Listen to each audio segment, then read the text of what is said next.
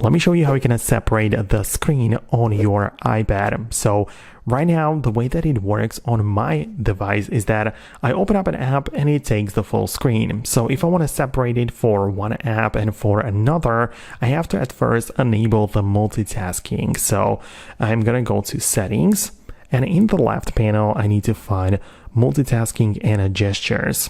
And you want to make sure that your iPad is not set to the full screen apps only, but instead that you allow the windowed apps like this, right? So make sure that this is selected and more windows can be open on the screen at the same time, and the screen is going to be separated.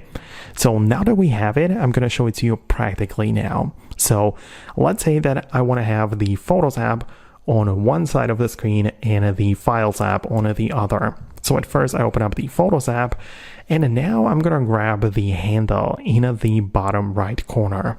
So as you can see, this is what we do to make the window smaller, like this. So as you can see, we have the Photos, which is not on the full screen anymore, but only on the left side.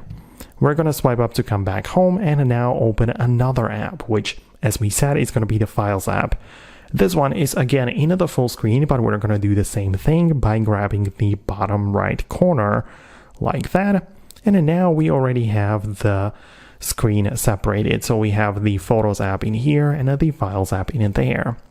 But it is still not perfect because we have some blank area in there and also in the middle. So I think the best way to do it is to simply grab one window and flick it to the right, and also do it with the same thing with the other one and flick it to the left.